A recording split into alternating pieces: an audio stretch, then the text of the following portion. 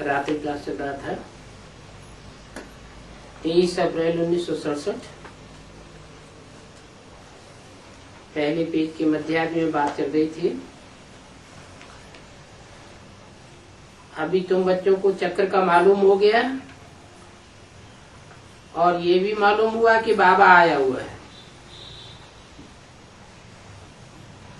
सब आत्माएं वापस जानी है। सतयुग में जो देवी देवताएं थे वो ही आकर के फिर राज्यभाग करेंगे। तुम्हारी बुद्धि में सारा चक्र है, मनुष्यों को ये पता ही नहीं है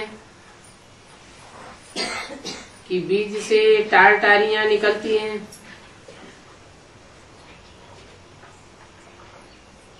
ये मनुष्य सृष्टि रूपी झाड़ है ना,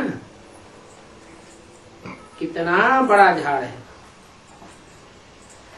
और छोटे छोटे मठपंथ कितने हैं। तुम ये भी जानते हो कि ये नया झाड़ फिर बहुत छोटा हो जाएगा। मीठे पानी की नदियों के किनारे पर तुम्हारे महल होंगे,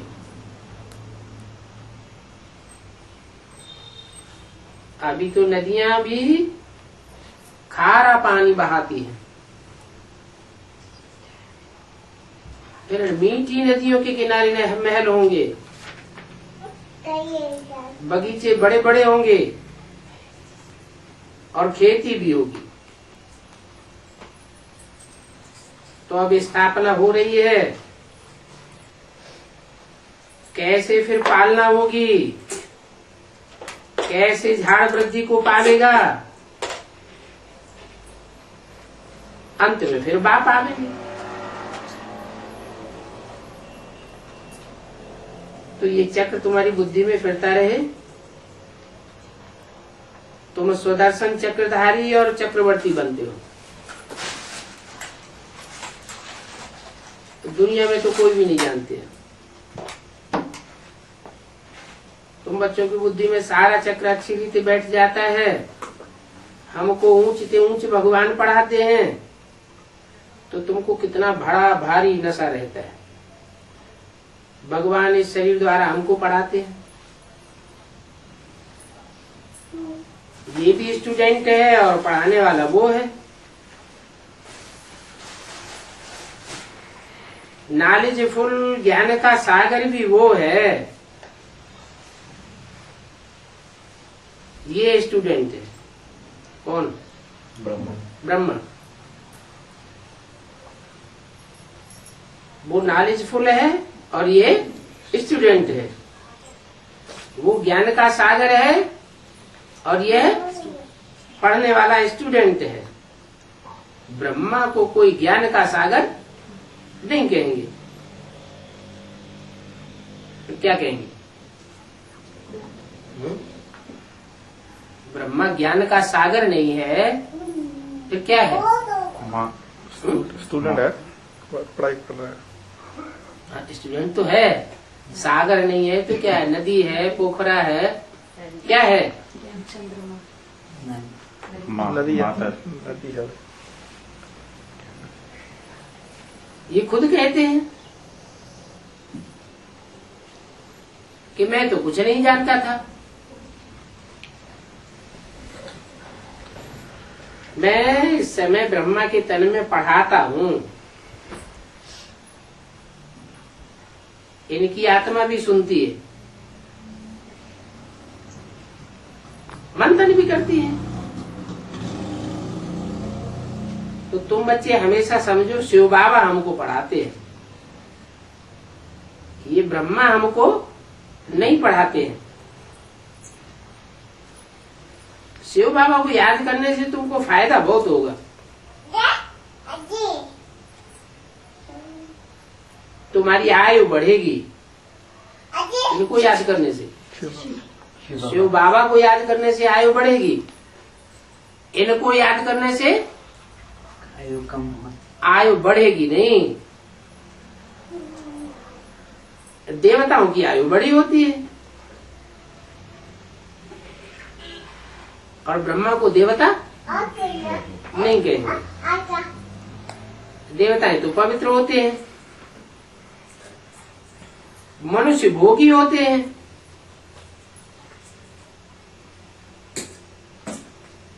तो जो त्रिमूर्ति दिखाई है, इनमें मनुष्य कौन है और देवता कौन है? देवताएं विष्णु और शंकर को देवता कहा जाता है, ब्रह्मा और ब्रह्मा को मनुष्य के रूप में दिखाया जाता है, दाढ़ी मूंछ वाला। जो भोगी मनुष्य होते हैं वो अपवित्र होते हैं, उनकी पूजा नहीं होती, उनकी आयु भी छोटी होती है। ज्यों ज्यों भोगी बनते जाते हैं त्यों त्यों आयु छोटी होती जाती है। देवताओं को भी योगी नहीं कहेंगे, मनुष्यों को भी योगी नहीं कहेंगे, भोगी कहेंगे, और देवताओं को भोगी नहीं कहेंगे, योगी भी नहीं कहेंगे। तो क्या है? देवता योगी भी नहीं है, क्योंकि जानते नहीं है कि हमको किससे योग लगाना है, उनकी बुद्धि में ज्ञान ही नहीं होता। ब्रह्मा की बुद्धि में ज्ञान तो है, कुछ न कुछ तो बेसिक नॉलेज तो है, बल भोगी है, परंतु योग तो है ना। वो तो हठ योगी होते हैं, निवृत्ति मार्ग वाले।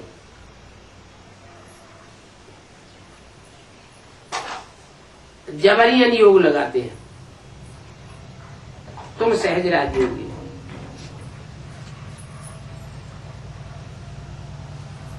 तुम सहज राजयोगी हो, इसलिए तुम राजा ही ले लेवेंगे। वो हठ योगी है, इसलिए उन्हें कुछ प्राप्ति नहीं होती। तुम जब राजा ही लेंगे तो बाकी सब खत्म हो जाएगा, फिर योग की दरकार नहीं रहेगी। कृष्ण को भल योगेश्वर कहते हैं, परंतु वो तो योगेश्वर है नहीं।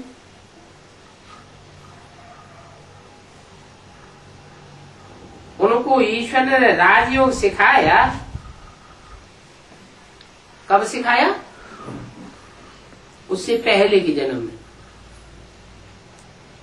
ईश्वर ने कृष्ण को राजयोग सिखाया, पहले के जन्म में।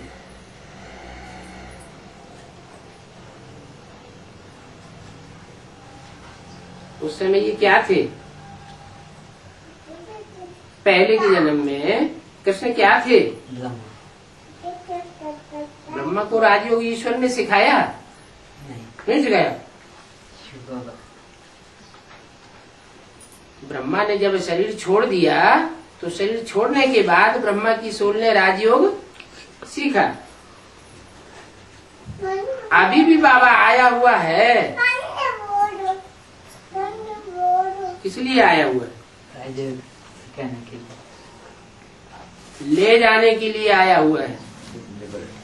देवान छुड़वा कर आत्म की स्थिति में सेट करके ले जाएगा, तो कोई भी चीज में ममत्व न रहे। कब जावेंगे? जब आत्मा मोह ममता से परे हो जावे, देह और देह के पदार्थों से डिटैच हो जावे। तुम ये भी जानते हो कुछ भी रहना नहीं है। जब कुछ रहना नहीं है और पहले से पता है तो डिटैच बुद्धि क्यों नहीं होती? ममत्व क्यों बना रहता है? जानते भी हो कुछ भी नहीं रहेगा, ना ममत्व रहेगा। बाप तो बताते हैं कि बल कुछ भी रहेगा नहीं, लेकिन तुम डरो मत। कुछ नहीं रहेगा, लेकिन तुम्हें डरने की दरकार नहीं है। कोई भी चीज में मत रखो। ममत्व मिटाने के लिए ही यह कहलवाते हैं कि बाबा ये सब कुछ आपका है, आपका ही था, आपका ही है, सब कुछ दे देते हैं। जब सब कुछ दे देते हैं तो कहेंगे अच्छा ट्रस्टी होकर के डायरेक्शन पर चलो। ट्रस्टी होकर के चलेंगे तो तुम्हारा ममत्व नहीं रहेगा। नहीं तो अंतकाल में जो फलानी फलानी चीजों में बुद्धि योग जाता है तो फलानी चीजें सिमरे, वैसे चिंतन में जो मरे तो फिर वैसा ही जन्म मिल जाएगा।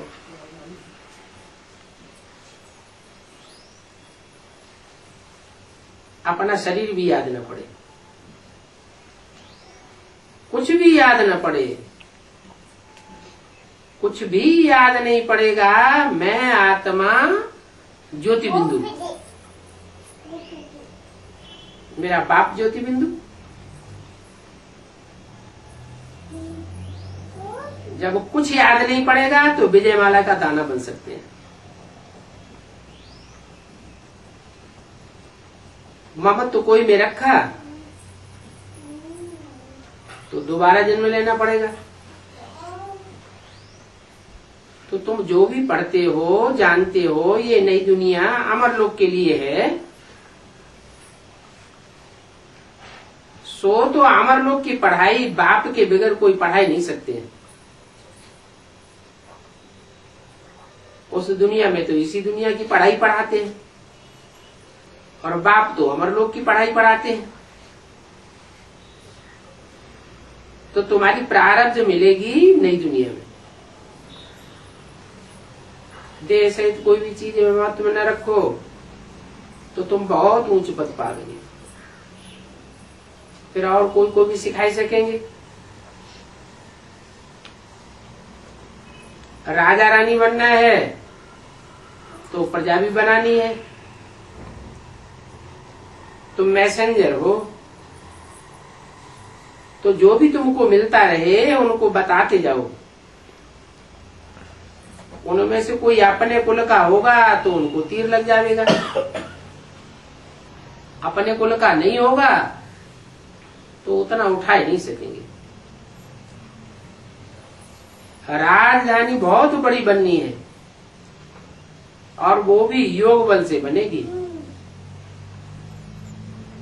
क्या योग बल से, वाचा के बल से या भाग दौड़ के बाहुबल से राजधानी नहीं बनेगी।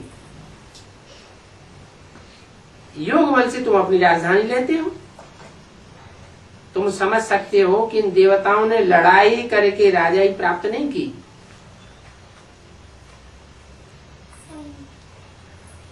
तुम भी पढ़ाई से भविष्य के लिए राजाई ले रहे हो। वहां की नदियां आदि बहुत स्वच्छ होंगी और यहाँ जो भी नदियां हैं उन सब में कचरा पड़ता है। हद की बात, वेद की बात क्या? बेहद की नदियां कौन सी? जो भी बेहद की नदियां हैं जो पहाड़ की ऊंची स्टेज से आती है और फिर नीची स्टेज में बह करके अंत में सागर में गिरती हैं, उनमें बीच में दृष्टि वृत्ति का, कृति का, कर्मेंद्रियों का कचरा पड़ता है। जब नीचे की युग में आती है तो कचरा पड़ता है। पहले वो नदियां बहुत स्वच्छ थी, अभी भी नई राजधानी होगी तो कचरा बिल्कुल नहीं होगा। तो ऐसी राजाई में ऊंच पद पाने का पुरुषार्थ करना है। क्या इस दुनिया की जो राजाई है उसमें ऊंच पद पाने का पुरुषार्थ नहीं करना है। पुरुषार्थ करना है जो नई दुनिया है जिसमें नदियां बहुत स्वच्छ होंगी। तो ऐसी सर्विस करने के लिए बच्चों को बहुत शौक चाहिए। आजकल करते करते काल खा जाएगा, इसलिए अब सर्विस ही सर्विस में लग जाना चाहिए। उसके लिए अभी तुम योग बल का अभ्यास करते रहो और ज्ञान रत्नों का दान देते रहो। ओम शांति। आज का प्रातः क्लास है 24 अप्रैल 1967। गीत चला है ओम नमो शिवाय। भक्ति मार्ग के और जो भी सत्संग होते हैं उन सत्संगों में तो सब ही गए होंगे। या तो कहेंगे बोल सत्य वाहे गुरु, या तो अपने गुरु का नाम बतावेंगे, यहाँ तो बाप को और बच्चों को कुछ भी कहने की दरकार नहीं रहती है। एक ही बार कह दिया, बार बार कहने की जरूरत ही नहीं। बाप भी एक ही है और उनका कहना भी एक ही है। क्या कहते हैं? एक बाप कहते हैं माँ में कम याद करो। एक बार सुन लिया कि माँ में कम याद करो, बस। नया तो कोई यहां आ नहीं सकता। पहले सीखे कि जो कहते हैं माँ में कम याद करो वो कौन है, सीख करके फिर यहां बैठे। हम जब बाप के बच्चे हैं तो उनको याद करना है। और ये बात भी तुमने अभी जानी है।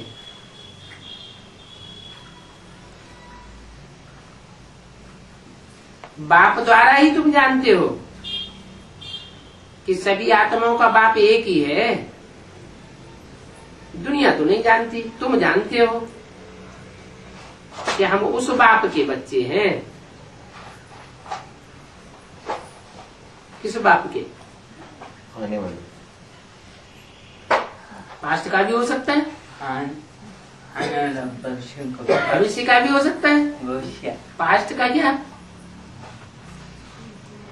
पास्ट में कैसे गए उस बाप के बच्चे हैं? सन 36 में। हाँ, सन 36 में जो बीजारोपण ज्ञान का करने वाला बाप था, हम उस बाप के बच्चे हैं। और वही बाप दोबारा जन्म लेकर के फिर प्रत्यक्ष होता है मनुष्य सृष्टि का पिता, जिसमें वो सुप्रीम सोल प्रवेश करके गॉड फादर का पार्ट बजाता है। उनको सभी गॉड फादर कहते हैं। सभी माने कौन कौन? वो भी दूसरे धर्म की आत्माएं, वो सब उनको गॉड फादर कहेंगे। अभी भी फादर कहते हैं कि मैं इस साधारण तन में तुमको पढ़ाने आता हूँ। अभी तुम जानते हो बाबा इनमें आए हैं और हम उनके बने हैं। बाबा इनमें आए हैं, बहुवचन क्यों कर दिया? इनमें आए हैं और उनके बने हैं। किनके? बाबा इनमें माने किनमें? रामकृष्ण की आत्माओं में आए हैं और हम उनके बने हैं। शिव बाबा की संतान तो सब हैं, परंतु जो और सब हैं और तुम्हारे में अंतर क्या है? बाप को जानते नहीं। वो दुनिया वाले बाप को जानते नहीं और तुम जानते हो।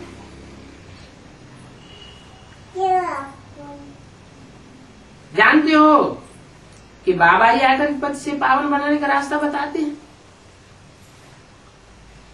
तुम बच्चे उठते बैठते जानते हो कि हम आत्मा हैं।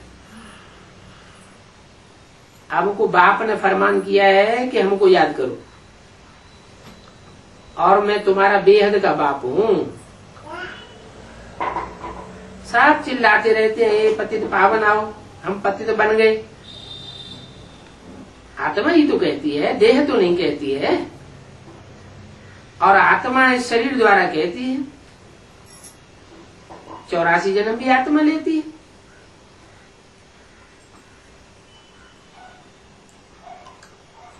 हम्म? 84 जन्म नहीं लेती? कम जन्म नहीं लेती क्या? 84 जन्म भी आत्मा लेती है। माना जो आत्मिक स्थिति में स्थित रहने वाले हैं वो ही 84 जन्म लेते हैं। परंतु शरीर तो पार्ट बजा करके चला जाता है। हम आत्मा एक शरीर छोड़ करके दूसरा लेती हूँ। अभी हमने ये अंतिम 84 जन्म लिया है। ये हमारा अंतिम जन्म है। अभी बाप ने आत्मा को याद दिलाया है अंतिम 84वें जन्म में कि तुमने 84 जन्म लिए। तुमने 84 के चक्र में पार्ट बजाया है ना। ये बुद्धि में रखना है कि हम इस रंगमंच में एक्टर्स हैं, और अभी बाबा ने हमको त्रिकालदर्शी बनाया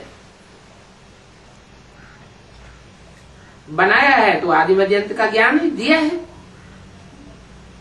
बाप को ही सब बुलाते हैं। अभी वो कलयुगी कहते रहते हैं कि भगवान आओ, और तुम तो संगम युगी बन गए। तुम बुलाते नहीं हो। तुम अपन को संगम युगी ब्राह्मण कहते हो कि बाबा आया हुआ है। वो बुलाते रहते हैं और तुम कहते हो आया हुआ है। तो इस संगम युग को तुम ही जानते हो, वो तो जानते नहीं। और ये पुरुषोत्तम युग गाया जाता है। पुरुषोत्तम युग भी तब होता है जब कलयुग का अंत और सतयुग की आदि होती है। कलयुग का अंत हो और सतयुग का आदि हो, दोनों के बीच में संगम युग होता है। सतयुग में सत्य पुरुष और कलयुग में झूठे पुरुष रहते हैं। सतयुग है ही सच्च खंड, कलयुग है ही झूठ खंड। सतयुग में जो होकर के गए हैं उनके यहाँ चित्र मिलते हैं, उनकी पूजा करते हैं। तो सबसे पुराने से पुराना चित्र कौन सा है?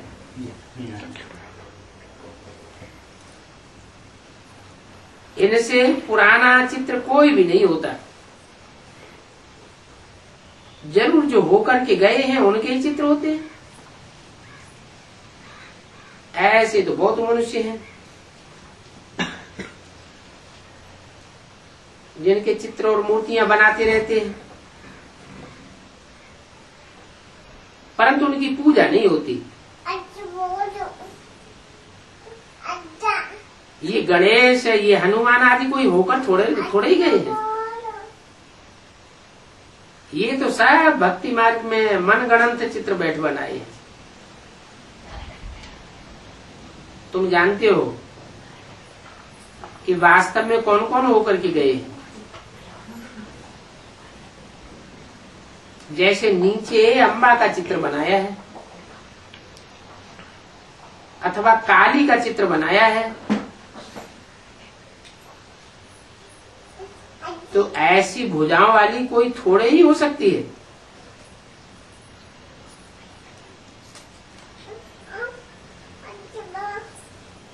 कौन सी भुजाओं की बात है? स्थूल भुजाओं वाली कोई होती है इतनी? फिर भुजाएं कौन सी? के कार्य में सहयोगी बनने वाली जो आत्माएं हैं वो उनकी भुजाओं के रूप में दिखाई है। तो अम्बा को भी भुजाएं तो होंगी ना। तो मनुष्य तो जाकर के ऐसे ही हाथ जोड़ते रहते हैं।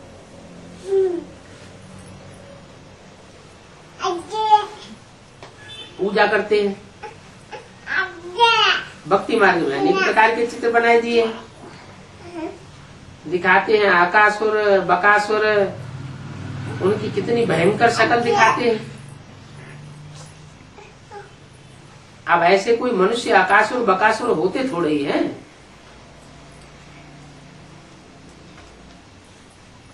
पुलिस के जो सिपाही होते हैं वो लड़ाई आदि में ड्रेस ऐसी पहनते हैं जो भयंकर रूप बन जाता है। अब ये हैं तो सब मनुष्य।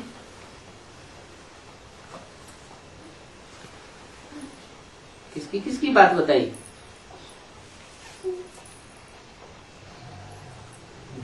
गणेश की, हनुमान की, काली की, दुर्गा की, अकासुर की, बकासुर की। ये किस समय की बातें हैं? संगम युग में भी जब लड़ाई होती है जोर से, तो लड़ाई के समय की ये जानवरियत के चित्र बनाई दिए। तुम ब्राह्मणों को तो लड़ने की दरकार है ही नहीं। सिपाही लड़ते हैं तो भयंकर रूप बनाए देते हैं। होते वो भी मनुष्य हैं।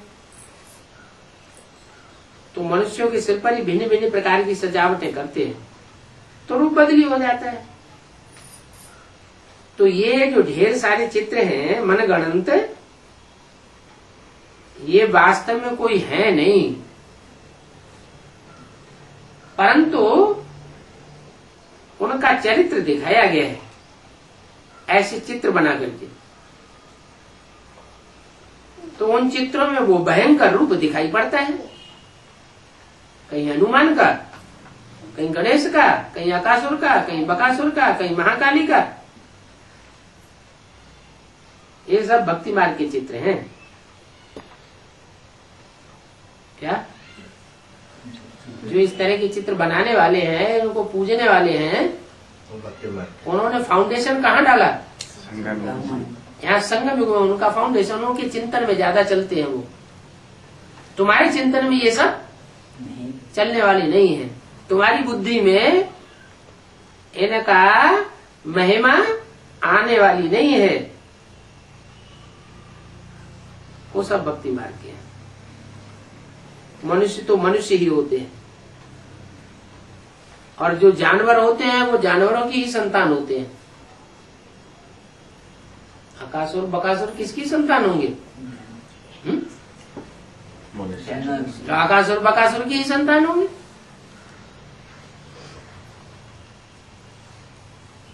यहाँ मनुष्य कोई कैसे होते हैं, कोई कैसे होते हैं, कोई लूले होते हैं, कोई लंगड़े होते हैं। ये पूर्व जन्म के हिसाब किताब से बनते हैं ना। अब सतयुग में तो ऐसे कोई होंगे नहीं। तुम सतयुग को भी जानते हो। आदि सनातन देवी देवता धर्म था, वहां सूर्यवंशी चंद्रवंशी थे। यहाँ की ड्रेस देखो हरेक की कैसी कैसी है। वहां तो यथा राजा रानी तथा प्रजा सब होते हैं एक जैसे। तुम जितना सतयुग के नजदीक होते जावेंगे, अपनी राजधानी के नजदीक होते जावेंगे, वहां की ड्रेस आदि का भी तुमको साक्षात्कार होता रहेगा। देखते होगे हम ऐसे ऐसे स्कूल में ये करते हैं, और देखें भी वो जिनका बुद्धि होगा अच्छा होगा। अपने शांति धाम और सुख धाम की वो याद करते हैं।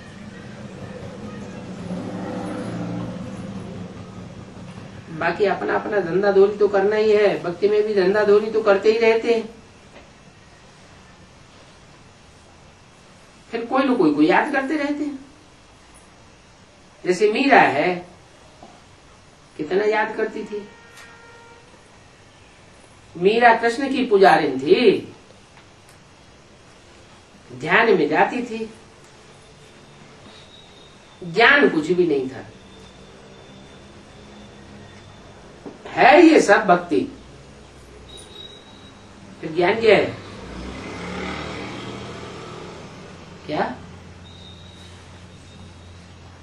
भक्ति?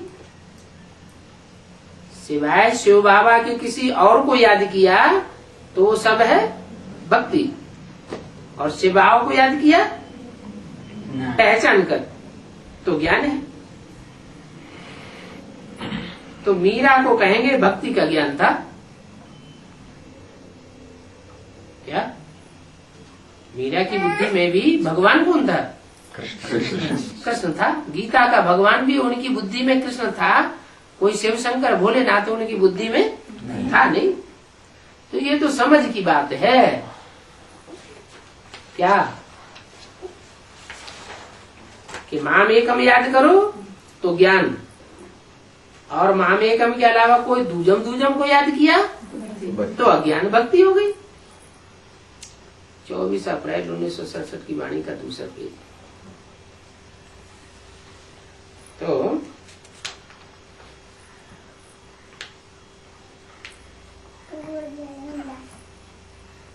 कोई तुमको यह नहीं कहेंगे कि तुम विश्व के मालिक बनोगे। तुम्हारी बुद्धि में है कि हम विश्व के मालिक बनने वाले हैं, क्योंकि तुम जानते हो ये तो ईश्वरीय पढ़ाई है, और ये ईश्वरीय पढ़ाई नई दुनिया के लिए है, अमर लोक के लिए। बाकी ऐसी कोई बात नहीं है कि अमरनाथ पर शंकर ने पार्वती को कथा सुनाई। अमरनाथ पर नहीं सुनाई, लेकिन ऊंची स्टेज में रह करके जो बातें सुनाई गई वो सच्ची कथा है। और भक्तों ने तो शिव शंकर को मिलाई दी है।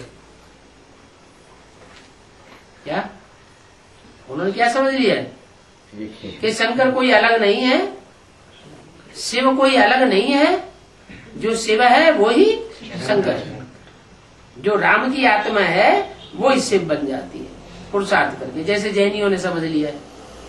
जैनी लोग भी यही समझते हैं कि पुरुषार्थ करके मनुष्य तीर्थंकर भगवान बन जाता है। 24 अवतार हुए भगवान के ऐसे बताए देते हैं। तुम्हारी बुद्धि में तो है कि मनुष्य तो मनुष्य ही है। मनुष्य तन में, साधारण तन में भगवान प्रवेश करता है। बाकी ऐसे नहीं है कि मनुष्य जो है भगवान हो जाता है। आजकल तो मनुष्य अपने ऊपर भी नाम रखवा लेते हैं। शिव शंकर, लक्ष्मी नारायण, राधा कृष्ण नाम रखवाते हैं ना। अब ये सब बात है कहाँ की? कैसे, किसको फॉलो किया है? भक्ति मार्ग है।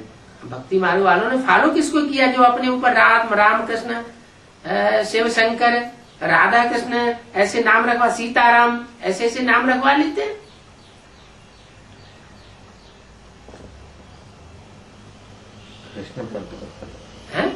कृष्ण पंथ वाला नहीं। जब कृष्ण की सोल मुकर्रर रथ में शिव के साथ प्रवेश करती है, उस समय की यादगार बन गई है। अभी बाप तुम बच्चों को सब बातें समझाते हैं। बाप समझाते हैं तो यह भी सुनते हैं। कौन? कृष्ण की सोल। बाप बिगर सृष्टि की आदि मध्य अंत का राज कोई बता ही नहीं सकता है। ये कोई साधु संत आदि नहीं है। जैसे तुम गृहस्थ व्यवहार में रहते हो वैसे ये भी रहता था। ड्रेस आदि सब वही है। जैसे घर में माँ बाप बच्चे आदि होते हैं, पर कुछ नहीं। बाप इस रथ पर सवार होकर के आते हैं और बच्चों के पास ही आते हैं। ये भाग्यशाली रथ गाया जाता है। भक्ति मार्ग में कब बैल पर सवारी दिखाते हैं। मनुष्यों ने उल्टा समझ लिया है। क्या क्या उल्टा समझ लिया है कि बैल पर सवार होते हैं। अब शिव बैल पर कैसे सवार होगा? बैल तो जानवर है। जानवर में सवार होकर के जानवर की भाषा सुनाएंगे क्या? तो मनुष्य ने उल्टा समझ लिया है। मंदिर में कभी बैल होता है क्या? नहीं। कृष्ण तो है ही शरीरधारी। जो कृष्ण है वो थोड़े ही बैल पर बैठेंगे। कितना रोला लगाइए। माना फिर बैल कौन हुआ? उस पर बैठने वाला कौन हुआ? कृष्ण हुआ, बैल हुआ, और उस पर बैठने वाला शंकर हुआ। और शिव शंकर में प्रवेश करता है, बैल में प्रवेश नहीं करता। कृष्ण तो है शरीरधारी, वो थोड़े ही बैल पर बैठेगा। भक्ति मार्ग में कितना रोला दिखाई दिया। मनुष्य बहुत मुझे हुए हैं, कुछ भी समझते तो है नहीं, परंतु अहंकार कितना है। कितने बड़े बड़े टाइटल लेकर के बैठे हैं। श्री श्री 108 जगत गुरु जी महाराज। अब वो टाइटल बाप को जाना नहीं तो टाइटल किसी काम के नहीं। उनको अपनी भक्ति मार्ग का ही नशा है, और तुमको ज्ञान मार्ग का नशा है। जानते हो बाबा हमको पढ़ाए रहे हैं संगम युग पर। तुम तो इसी दुनिया में हो, परंतु बुद्धि से तुम जानते हो कि हम संगम युगी ब्राह्मण हैं। क्या दुनिया वाले भी बुद्धि से नहीं जानते हैं क्या कि हम संगम युगी हैं? वो क्या समझते हैं? हम कलयुग में हैं। और तुम समझते हैं वो तो कलयुग में, लेकिन बुद्धि से तुम समझते हो कि हम संगम युगी ब्राह्मण। तो तुमको ज्ञान मार्ग का नशा है। सब मनुष्य कलयुग में है और तुम संगम युग पर हो। तो ये अनुभव की बात है। बुद्धि कहती है कि हम कलयुग से अब निकल आए हैं। क्या अगर लड़ाई झगड़ा नहीं करते हैं तो कलयुग से निकल आए, और अभी भी अगर लड़ाई झगड़ा करते हैं तो फिर कलयुगी हुए। कलयुग का मतलब ही है कलह कलेश युगी। जो बाप के बच्चे बने होंगे वो सब कुछ किसके ऊपर छोड़ेंगे? बाप के ऊपर छोड़ेंगे। बाप आया हुआ है, धर्मराज बन के सबका नवारा न्यारा कर डालेगा। तो हमें लड़ाई लड़ने की क्या दरकार? तो तुम अभी कलयुग से निकल है, कलेश के युग कलयुग से निकल आए हो। जानते हो बाबा आया हुआ है।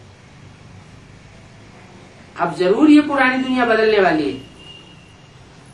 तो तुम्हारी बुद्धि में ये बातें हैं, और कोई की बुद्धि में ये बातें ठहरती नहीं है। और कोई माने कौन है? तुम जो 84 जन्म लेने वाले आत्मा हो, आत्मिक स्थिति में स्थित रहने वाले हो, तुम्हारी बुद्धि में ये बात बैठती है। जो कम जन्म लेने वाले हैं वो ना आत्मिक स्थिति में टिकेंगे और ना लड़ाई झगड़ा करना छोड़ेंगे। तो तुम्हारी अनुभव की बातें हैं। भले एक ही घर में रहने वाले हैं, एक ही भारत में रहने वाले हैं,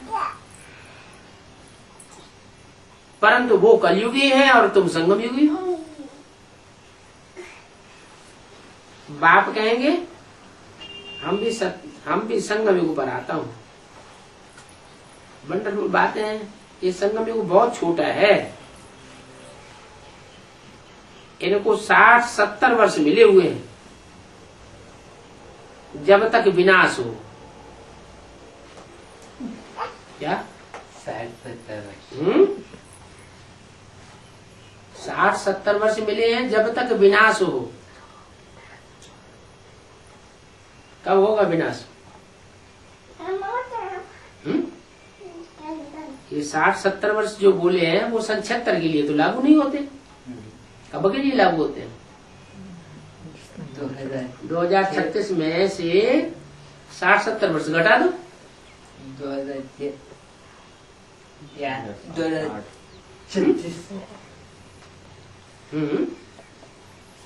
70 वर्ष कम कर लो। 2036 को 60 वर्ष घटाए तो कितना आया? 76 76 आ गया। इनको 60-70 वर्ष मिले हुए हैं। पुरुषोत्तम संगम युग कहा जाता है। कब से हुआ पुरुषोत्तम संगम युग? 76 से।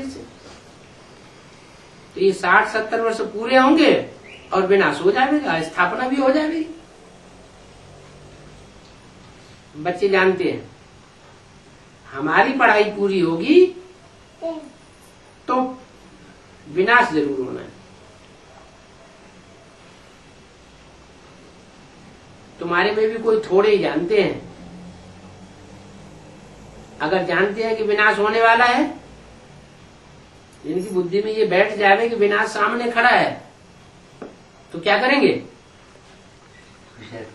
अपनी तैयारी करने में लग जाएंगे। टाइम वेस्ट नहीं करेंगे। क्या? जैसे राजा परीक्षित को जब पता चला कि 7 दिन में हमारी मौत होने वाली है, तो एक सेकंड की उनके टाइम की वैल्यू हो गई। तो जिनकी बुद्धि में बैठ जाएगा विनाश होने वाला है, वो तो अपनी तैयारी करने में लग जाएंगे। अपना बैग एंड बैगेज समेट लेंगे। बाकी थोड़ा समय है।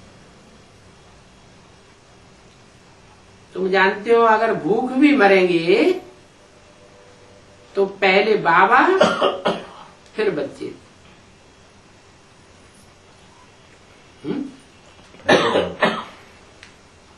भूख मरने का भी अगर टाइम आएगा, अकाल पड़ेगा दुनिया में, तो पहले बाबा का नंबर लगेगा, फिर बच्चों का नंबर लगेगा। तुम ये भी जानते हो ये तो शिव बाबा का भंडारा है भरपूर। ऐसे में कोई काल कंटक आ ही नहीं सकता। तुम शिव बाबा के भंडारे से खाते हो, वो नहीं खाते हैं। हम खाएं। तुम शिव बाबा खाएंगे नहीं, खाते हो।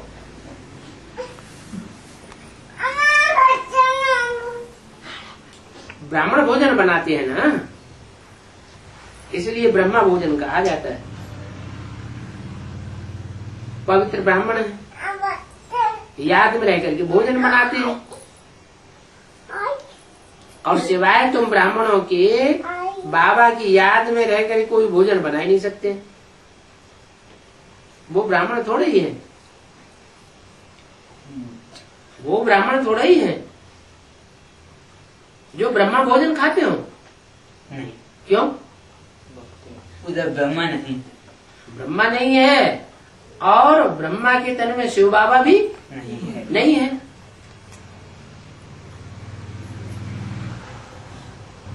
वो शिव बाबा की याद में नहीं रहते हैं, जानते ही नहीं है। तो शिव बाबा का भंडारा ये है जहाँ ब्राह्मण भोजन बनाते हैं। इसमें मेहनत है, योग की बात है ना, गपोड़ा नहीं चल सकता। ऐसे कोई नहीं कह सकते कि मैं सदा योग में हूँ, बस 60% योग में हूँ। कोई भी ऐसा कह नहीं सकते कि हम इतनी याद में रहता हूँ। योगी हो तो ज्ञान भी चाहिए। योगी किसी को भी देखेगा तो कैसी भी अशांत आत्मा हो, शांत, उसको देखने से ही शांत कर देगा। तो इतना योग बल आया है। नहीं।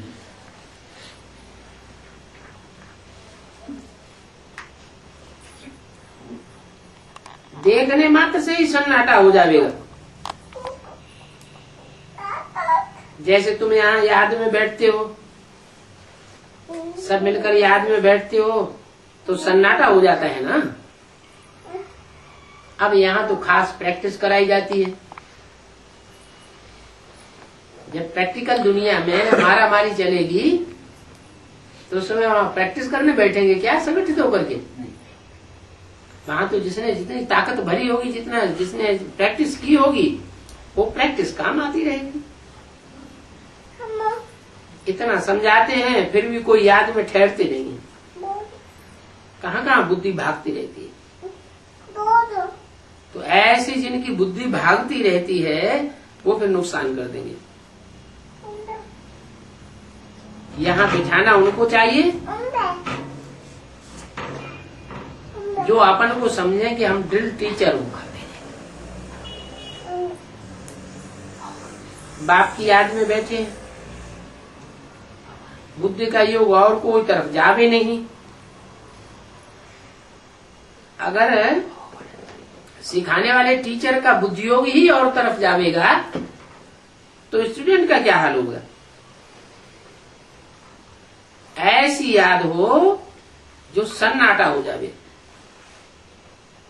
तुम तो असील बन जाते हो क्योंकि बाप की याद में रहते हो। तुम्हारी सच्ची याद है। सन्यासी भी तो शांति में बैठते हैं, परंतु वह कोई उनकी रियल याद नहीं है। वो कोई को फायदा नहीं दे सकते, वो सृष्टि को शांत कर ही नहीं सकते क्योंकि वो बाप को जानते ही नहीं। बाप शांति देवा कहा जाता है, वो तो ब्रह्म को ही भगवान समझ लेते हैं। कौन?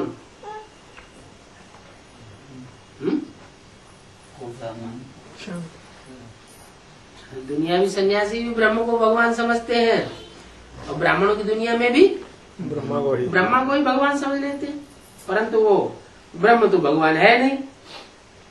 तुमको तो श्रीमत मिलती है कि माम एकम याद करो, इस ब्रह्मा को भी याद नहीं करो। इनका चित्र भी रखने की दरकार नहीं है। तुम जानते हो हम 84 जन्म नीचे गिरते आए हैं, पापात्मा बनते आए। कैसे धीरे धीरे कलाएं कम होती गई। जैसे चंद्रमा की कलाएं कम होती जाती है, देखने से फिर लीक बचती है। अभी तो कोई भी संपूर्ण नहीं बना है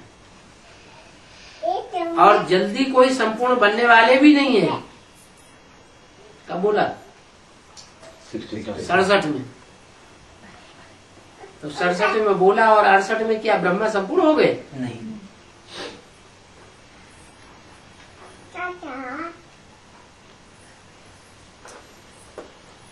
कोई भी संपूर्ण नहीं बना है और नहीं जल्दी बन सकते हैं।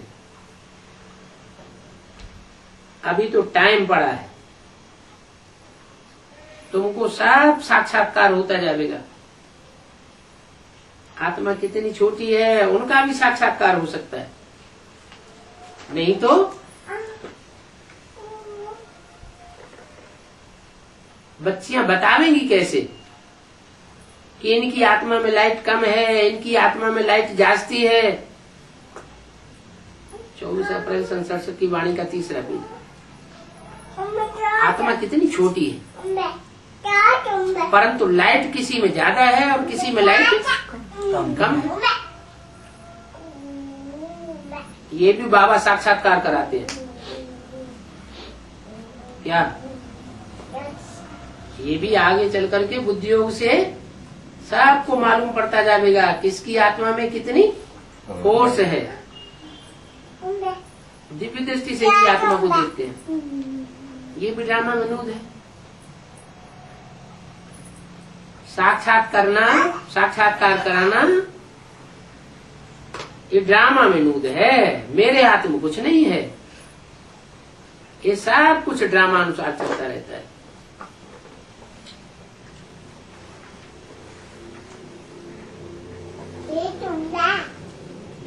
आदि में कितने भागे, ये सब ड्रामा विनोद था। अभी बाप शिक्षा देते हैं कि पावन कैसे बनना है। बाप को याद करना है। आत्मा कितनी छोटी है, जो पतित बनती है फिर पावन बनती है वंडरफुल बात। इसको कुदरत कहते हैं। और बाप से भी तुम सब कुदरती बातें सुनते हो। सबसे कुदरती बात है आत्मा और परमात्मा की।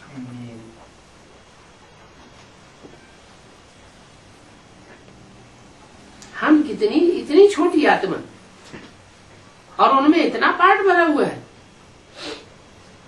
और वो भी अविनाशी पार्ट है। आत्मा अविनाशी। दुनिया में ये बातें कोई नहीं जानते जो बाप समझाते हैं। ऋषि मुनि आदि कोई भी नहीं जानते, वो तो पत्थर बुद्धि। इतनी छोटी आत्मा पत्थर बुद्धि से फिर कैसे पारस बुद्धि बनती है, ये भी तुम्हारी बुद्धि है। पत्थर बुद्धि से पारस बुद्धि पारसनाथ बनाते हैं। ये अभी तुम समझते हो। हम आत्मा पहले पारस बुद्धि थे, अभी हमारी पत्थर बुद्धि हो गई है। जब पत्थर बुद्धि बनते हो तो कितना भी ज्ञान सुनते रहो लेकिन धारणा नहीं होती। कितने साल से ज्ञान सुनाते चले आ रहे? 70 साल से ज्ञान सुनते चले आए और अभी भी धारणा में पक्का नहीं हो रहा है। तो कैसी बुद्धि हुए? कहेंगे पत्थर बुद्धि है। आत्मा कितनी छोटी, तो इन बातों को बुद्धि में स्मरण करना चाहिए। आत्मा कैसे 84 का चक्कर लगाती है और कितनी आत्माएं हैं। वो आत्माएं पार्ट बजाते हैं रंगमंच पर, वो भी एक्टर्स होते हैं। वो हद के एक्टर्स हैं और तुम हो बेहद के एक्टर्स। क्या हद के एक्टर्स बना? जो हद के एक्टर्स हैं वो अपन को देह समझ करके पार्ट बजाते हैं, और तुम बेहद के एक्टर हो आत्मा। जो तुम अपन को आत्मा समझते हो और जानते हो कि हमने इस रंगमंच पर 84 जन्मों में 84 तरह के कपड़े बदल करके 84 बार पार्ट बजाया, तो तुम बेहद के एक्टर हो। इन ज्ञान की बातों को कोई समझ नहीं सकते हैं। तुम बच्चे ही समझ रहे हो। बुद्धि में ये चिंतन चलता रहता है कि हम आत्मा पत्थर बुद्धि से पारस बुद्धि बन रहे हैं। तो ये बात भूलनी नहीं चाहिए। आत्मा को पहचान मिली है परमात्मा बाप की। मनुष्य थोड़े ही जानते हैं आत्मा क्या है, परमात्मा क्या है कितनी महीन बातें। और इन बातों को समझाने में भी बहुत मेहनत लगती है। क्या ये आत्मा किस कैटेगरी की है और आत्मा का बाप परमात्मा कौन है, बहुत महीन बात है। दो बाप का भी समझाना पड़े। कौन कौन से दो बाप? बेहद का बाप, आत्मा का बाप, दोनों बेहद के बाप हैं। आत्मा का बाप और मनुष्यों का बाप। तुम आत्मा बाप को याद करते रहो तो पूछना पड़े कि तुम अपन को देह समझते हो कि आत्मा समझते हो। अगर तुम आत्मा हो तो तुम्हारा बाप कौन है? परमात्मा। आत्मा है। कौन है? शिव ज्योतिर्मय। नाम रूप देश काल बताओ। आत्मा बिंदी है। बिंदी आत्मा 84 का चक्कर कैसे लगाती है? आत्मा का तो विनाश होता नहीं है। बाप कहते हैं मैं कल्प कल्प आकर के तुमको ये आत्मा परमात्मा का ज्ञान देता हूं, फिर तुम भूल कैसे जाते हो?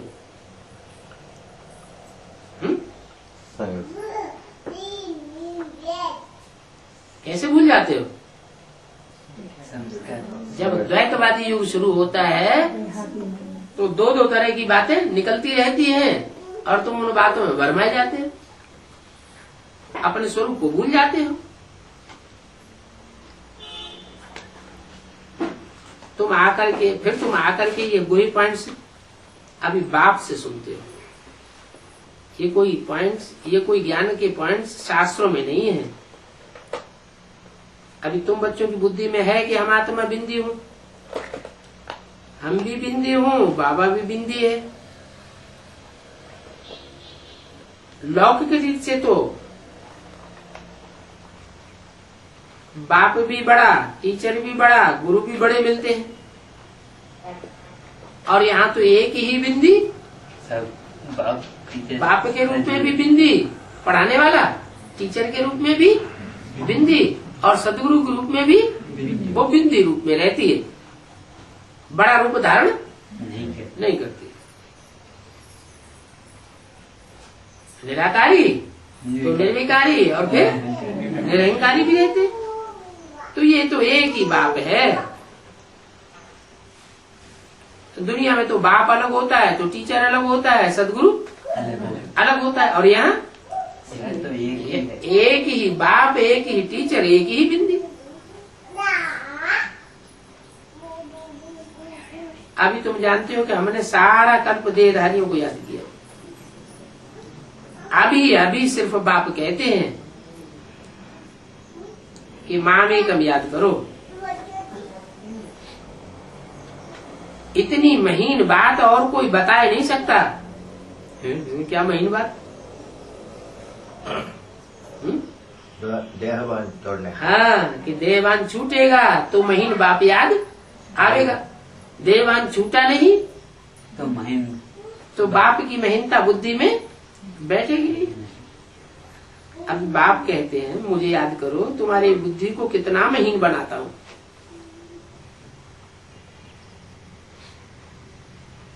कैसे बनती है बुद्धि महीन? है? देह को न समझे। देह तो बड़ी चीज है, उस पर कंसंट्रेशन न करें। किस पर करें? आत्मा के ऊपर कंसंट्रेशन करें, और आत्मा के बाप के ऊपर ध्यान जमाए। तो उससे क्या होगा? सूक्ष्म को याद करेंगे तो हमारी बुद्धि सूक्ष्म बनेगी। कितनी महीन बुद्धि बनाता हूं। तुम विश्व के मालिक बन जाते हो। विश्व का मालिक बनना कोई कम बात थोड़ी ही है। ये भी कोई ख्याल नहीं करते हैं कि ये लक्ष्मी नारायण विश्व के मालिक कैसे बने। यही विश्व के मालिक थे ना, और तो कोई नहीं था, है ना? हिटलर, नेपोलियन, ये कोई विश्व के मालिक तो नहीं बन नहीं सके। तो ये कैसे बने? मनुष्य तो कुछ भी नहीं जानते, और तुम भी जानते हो नंबरवार पुरुषार्थ अनुसार। क्या विश्व का मालिक कैसे बने? ये विश्व के मालिक कैसे बने? नया कोई इन बातों को समझ नहीं सकता है। पहले मोटे रूप में समझा करके बाद में फिर महीनता में ले जाना चाहिए। ऐसे नहीं कोई बड़ा आदमी आया तो पहले ही उसको सारा विस्तार सुनाना शुरू कर दिया, तो उसकी बुद्धि में कुछ भी बैठेगा नहीं, भाग जाएगा। पहले मोटी बात समझाओ, तुम देह नहीं हो, तुम आत्मा बिंदी बिंदी। ओम शांति।